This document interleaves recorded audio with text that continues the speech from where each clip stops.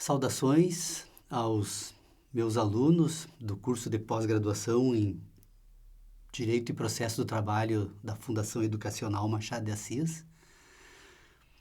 Nas próximas semanas, agora do mês de junho, nós teremos os nossos encontros para tratarmos dos recursos no processo do trabalho.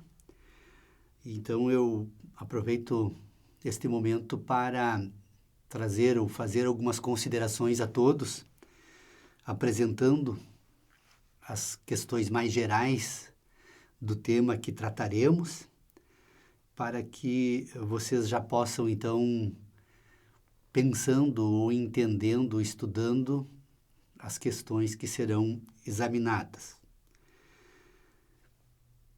Bem, como nós vamos, então, tratar de recursos? A primeira questão da maior relevância, então, é nós determinarmos o que tratamos quando falamos de recursos no direito processual. Eu diria que recurso, ele faz parte dos meios de impugnação das decisões judiciais. É importante fazer essa primeira observação, porque se nós formos observar o sistema colocado à disposição dos legitimados para impugnar uma decisão judicial, nós vamos perceber que temos, além dos recursos propriamente dito, poderíamos dispor de outros meios que também cumprem, de certa forma, a finalidade recursal, como é o caso, por exemplo, do mandado de segurança. No processo do trabalho, como as decisões interlocutórias são irrecorríveis de imediato, algumas circunstâncias próprias, específicas, permitem então que seja feito uso do mandado de segurança para buscar a revogação ou a impugnação de uma determinada decisão judicial violadora de direito líquido e certo da parte. Nós vamos encontrar também um meio semelhante no processo penal, como o habeas corpus, que tem sido largamente utilizado como meio de impugnação das decisões judiciais. Então, eu só falo da existência dos meios para dizer que recurso ele tem uma peculiaridade. O recurso é o meio utilizado dentro da mesma relação processual. Tanto o mandado de segurança como o habeas corpus, quando utilizados para impugnar uma decisão judicial, eles inauguram ou iniciam uma nova relação jurídica processual entre o impetrante e o impetrado, que é o juiz. No caso, o juiz ingressa nesse meio como sujeito passivo da demanda, o que não ocorre no recurso. Portanto, então, nós diríamos que o que caracteriza o recurso é o fato dele ser utilizado dentro da mesma relação judicial, com o objetivo de aclarar, revogar ou modificar uma decisão judicial, por meio, então, de um instrumento utilizado pela parte, pelo terceiro prejudicado pela sentença ou pelo Ministério Público, naqueles casos em que a lei autoriza, então, o uso do recurso. Depois, então, de distinguirmos meio de impugnação das decisões judiciais de recursos, nós poderíamos falar também em relação à natureza. Nem todos os recursos têm a mesma natureza. Nós diríamos, então, que nós classificaríamos, então, os recursos quanto à natureza em recursos de natureza ordinária e recursos de natureza extraordinária. Qual a razão dessa distinção? É porque os recursos, eles viabilizam, então, a impugnação da decisão judicial, mas eles estabelecem os fundamentos dessa impugnação. Quando o recurso é da natureza ordinária, a parte que faz uso do recurso, então, ela pode impugnar a decisão alegando ilegalidade da decisão, mas, fundamentalmente, ela pode alegar a injustiça da decisão. Então, quando o recurso é da natureza ordinária, a parte pode rediscutir amplamente toda a matéria que foi examinada no processo ou pode apresentar todos os argumentos possíveis de impugnação desta decisão. Ela pode tratar da prova, ela pode tratar da aplicação do direito objetivo do Estado, ela pode falar da melhor interpretação que foi dada ou não foi dada pelo juízo que proferiu a decisão, o juízo ACO, então, que proferiu a decisão. Já quando nós falarmos de recurso de natureza extraordinária, daí a situação é um pouco diferente. Quando a natureza é extraordinária, as partes só podem recorrer alegando ilegalidade da decisão, ou seja, então, ela vai impugnar a decisão fundamentando no fato de que aquela decisão viola o direito do Estado, o direito objetivo do Estado, ou então os recursos de natureza extraordinária também admitem a possibilidade de impugnação sob a alegação de que a interpretação dada ao direito objetivo do Estado não foi a mais adequada. São aqueles casos em que o recurso é interposto, então, por divergência jurisprudencial. A decisão diverge de jurisprudência uniforme do Supremo Tribunal Federal, ou em se tratando do processo do trabalho, a decisão proferida, então, pela turma do Tribunal Regional do Trabalho diverge de decisão proferida por turma do Tribunal Superior do Trabalho, pela seção especializada, seção SDI, então, do Tribunal Superior do Trabalho. É o que ocorre no recurso especial, em que, então, o recorrente no recurso especial vai alegar, então, divergência jurisprudencial, violação do direito objetivo do Estado, tal qual ocorre no processo do trabalho. Então, vocês percebam que nós distinguimos os recursos quanto à natureza em ordinário e extraordinários em relação à amplitude da cognição do órgão julgador na demanda. Nos ordinários, mais uma vez dizendo, então, é possível recorrer, então, alegando ilegalidade e também injustiça da decisão. Nos recursos de natureza extraordinária, a alegação normalmente é ilegalidade da decisão. Essa é a primeira questão. Uma outra questão importante, antes de seguirmos adiante no exame, então já falamos do conceito de recurso e falamos da natureza dos recursos, é entendermos também a estrutura organizacional do Poder Judiciário no Brasil. É comum as pessoas confundirem, e se vê isso com muita frequência. Aliás, isso ficou muito claro no debate que se faz agora no âmbito do processo penal sobre a possibilidade da execução da pena, depois de julgado o recurso de apelação pelos respectivos tribunais de segundo grau de jurisdição. É importante, então, distinguirmos que o sistema judicial brasileiro ele é organizado em instâncias. Então, nós poderíamos dizer que, na base do sistema, que estão organizados, então, no âmbito, levando em consideração o âmbito territorial, então, em municípios ou em determinadas regiões, nós poderíamos falar na existência de tribunal de primeira instância, de juízos de primeira instância, perdão.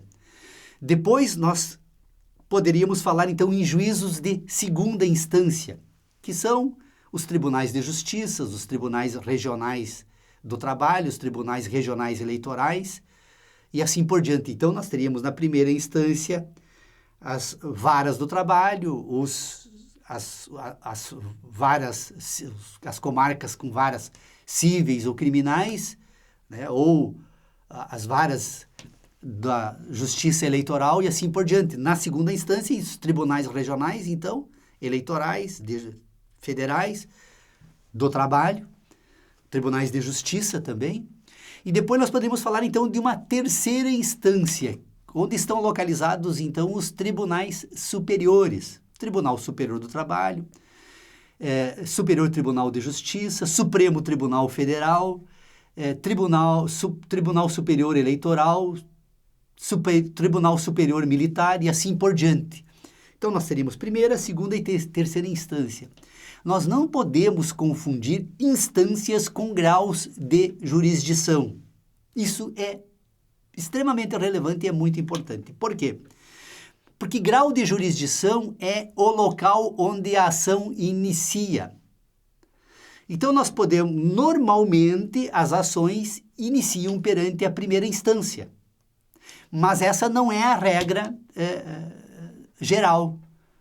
A regra é de que as ações sejam propostas, então, na primeira instância. Mas, Se alguém for propor determinadas ações, a primeira instância pode ser os respectivos tribunais regionais ou o Tribunal de Justiça dos Estados, pode ser o Superior Tribunal de Justiça e pode também ser o Supremo Tribunal Federal.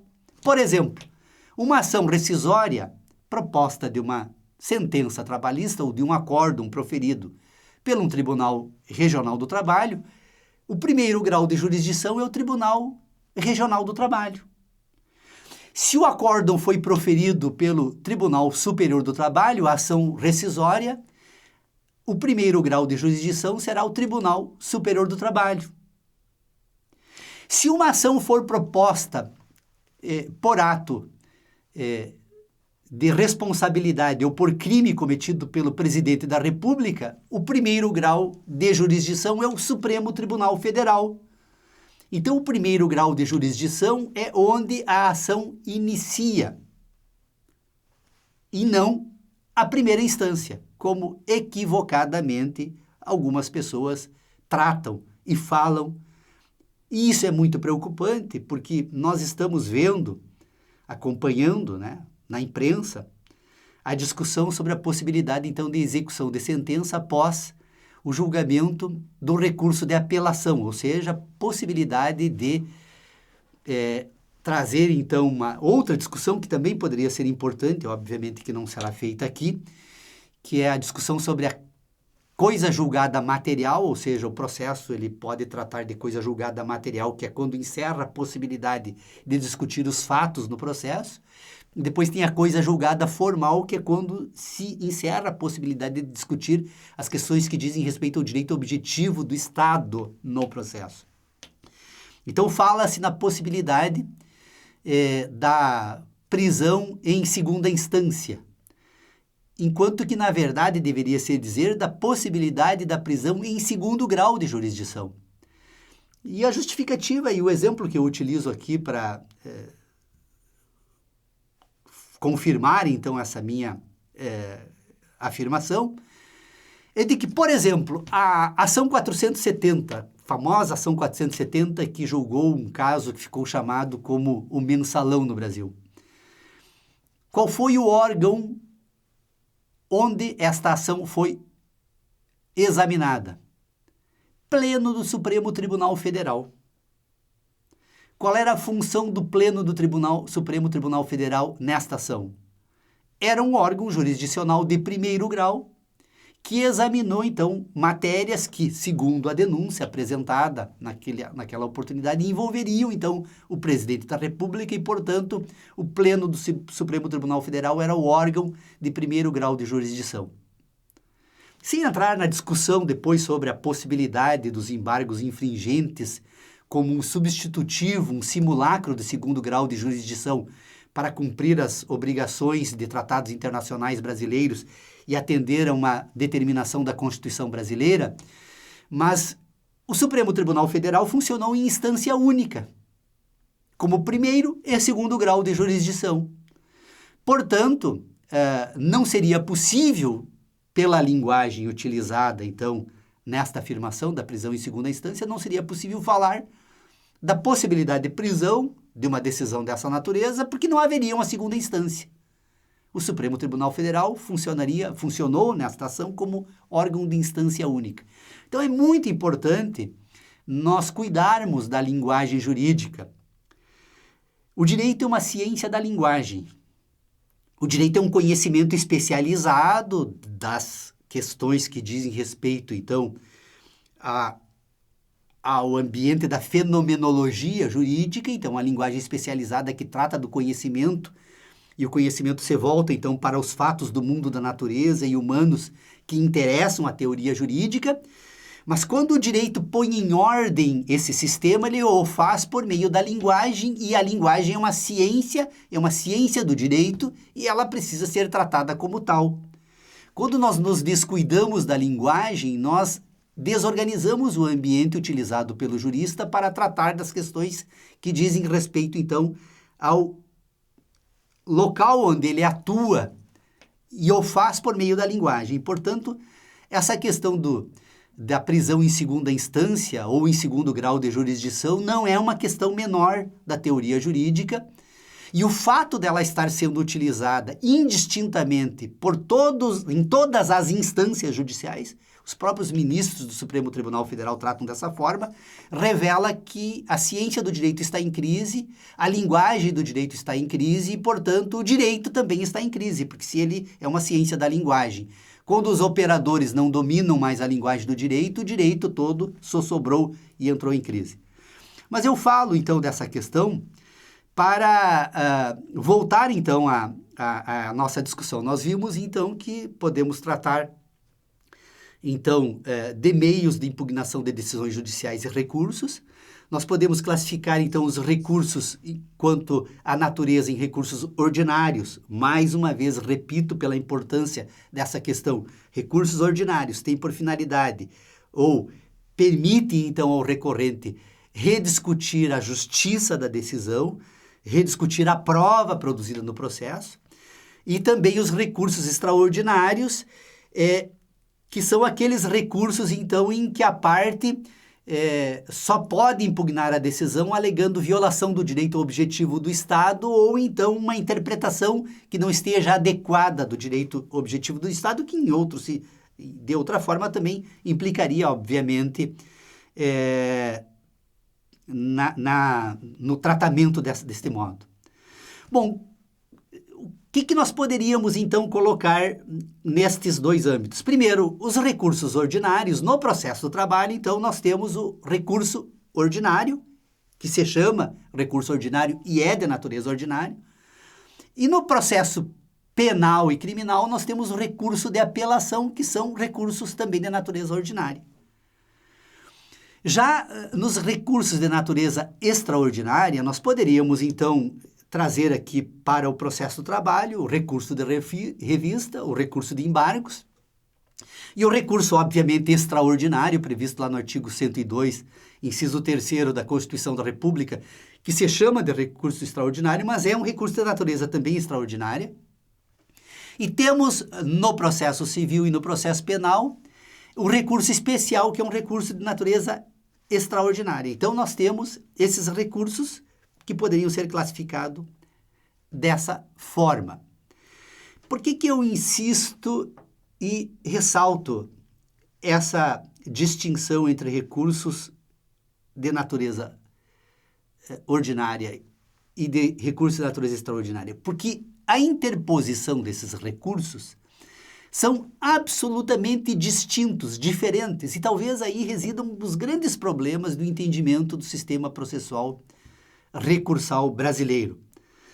Quando alguém recorre por meio de um recurso de natureza ordinária, basta a parte dizer que a sentença foi injusta ou ilegal, obviamente, caberia também, neste caso, esse argumento, para cumprir, então, com a exigência de fundamentação e colocar o respectivo órgão julgador, então, desse recurso, na obrigação de examinar as suas razões para acolher ou rejeitá-las. Todavia, quando o recurso for de natureza extraordinária, a fundamentação é completamente diferente. Não basta a parte alegar que o recurso foi ilegal ou que a decisão não está de acordo com a melhor exegese que foi dada ao direito objetivo do Estado, ou que foi divergente de decisão proferida por outro tribunal situada na mesma escala, então, estabelecida em lei para que o recurso pode ser interposto, não basta que ela simplesmente faça isso, ela precisa alegar e demonstrar a ocorrência desse fato.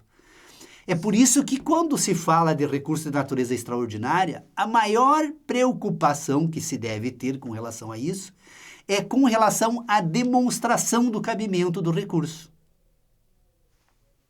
Quando falamos de recurso, também nós precisamos ter claro, é importante também, e já que faz parte também da linguagem utilizada pelo jurista, é importante nós tomarmos cuidado com relação a esta linguagem para destacar o seguinte. Quando falamos da interposição de um recurso, nós dizemos que o juízo aquo é aquele que proferiu a decisão que está se impugnando, e o juízo ad quem é aquele que deve, então, examinar o recurso ou a manifestação de inconformidade do recorrente. Quando se interpõe um recurso ordinário, alegado, então, ilegalidade ou injustiça da decisão, e obviamente que cumpridas as demais formalidades, os recursos têm, então, os pressupostos de admissibilidade, que é cumprir com o prazo estabelecido em lei, o recolhimento da taxa judiciária quando a lei estabelece, então, esta obrigação, o oferecimento de garantia, o processo do trabalho exige, então, que se faça o depósito recursal, ou seja, que a parte tenha legitimidade, obviamente que tenha sido sucumbente e que o recurso esteja previsto em lei, ou seja, preenchido essas demais formalidades no recurso ordinário, cabe ao juízo ACO simplesmente receber o recurso e encaminhá-lo para julgamento perante o juízo ad quem. Todavia, quando se tratar de recurso de natureza extraordinária, a lei estabelece que o juízo ACO vai verificar se a parte demonstrou o cabimento do recurso.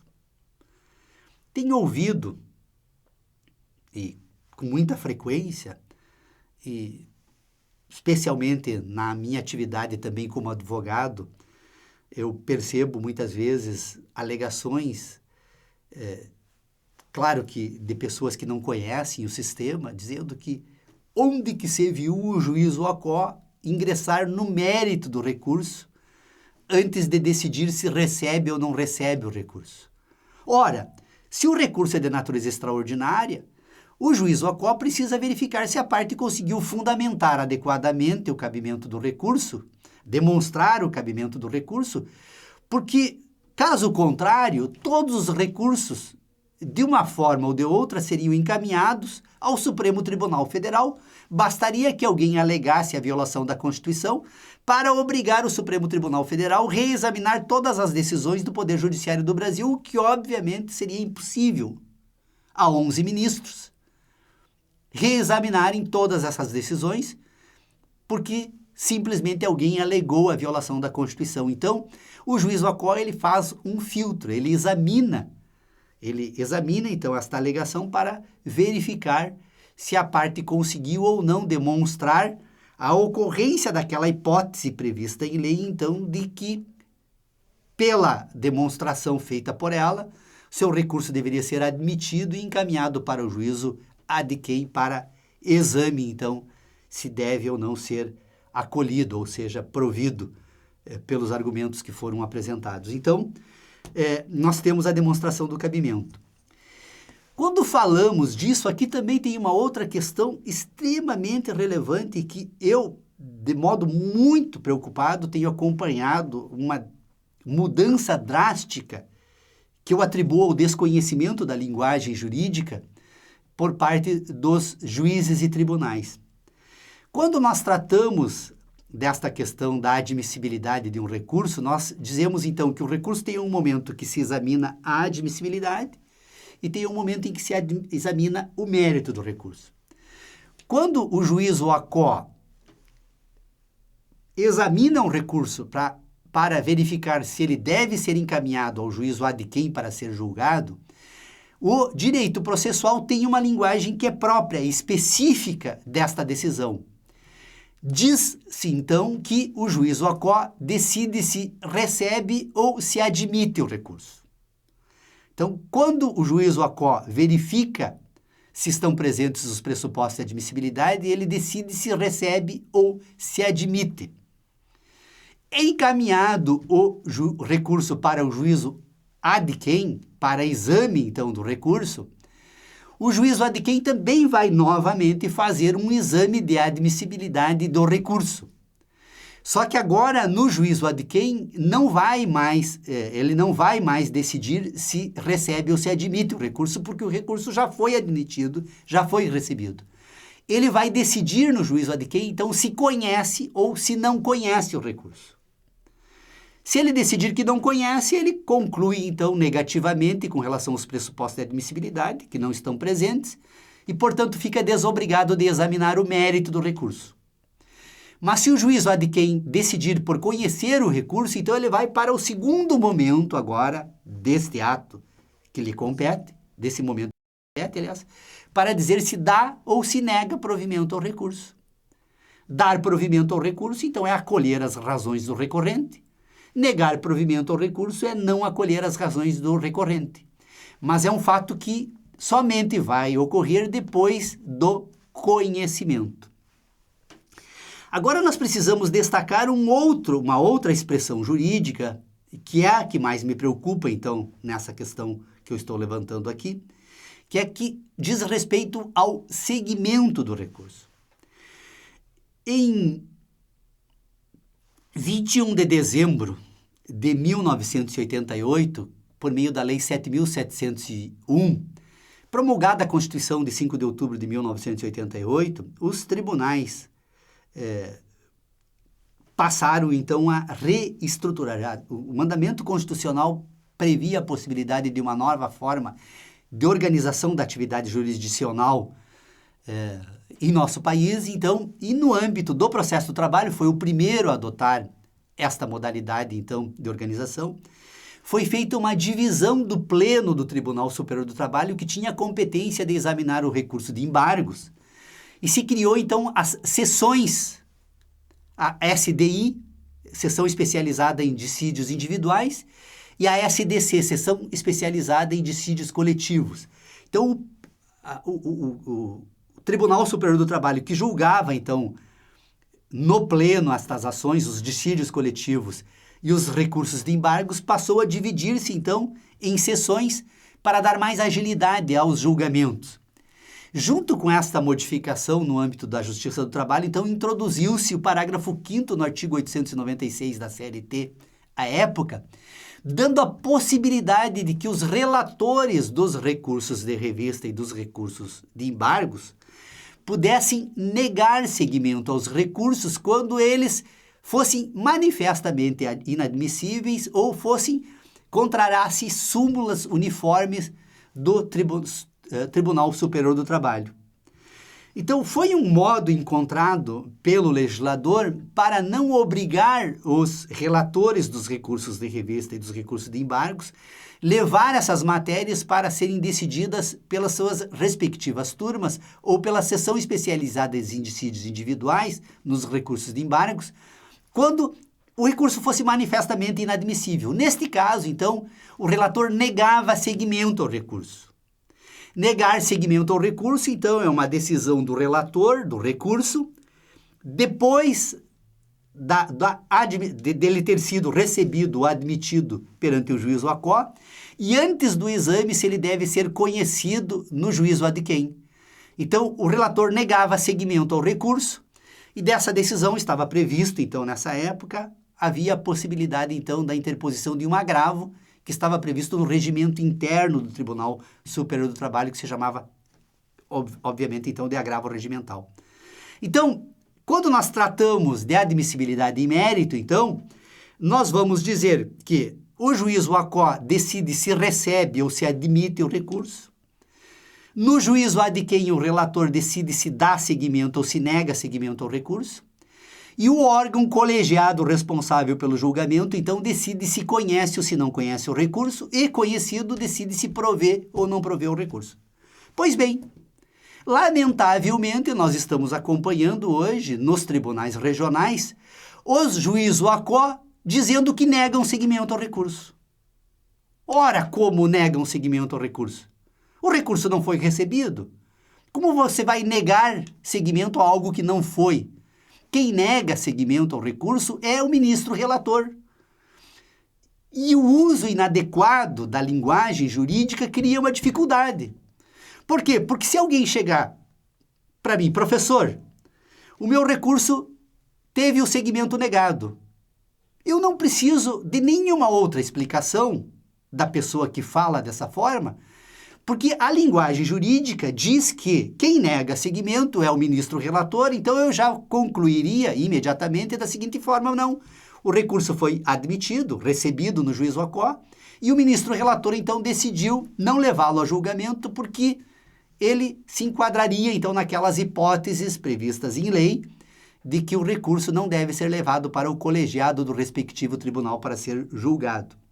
Então, negar seguimento é uma decisão do juízo ad quem, do relator, jamais do juízo a quo, que decide, então, se deve receber ou admitir o recurso. Eu disse no início que o direito é uma ciência da linguagem. A linguagem do direito é indisponível. Ela tem uma finalidade instrumental. Quando utilizamos a linguagem de um determinado modo, nós estamos comunicando algo.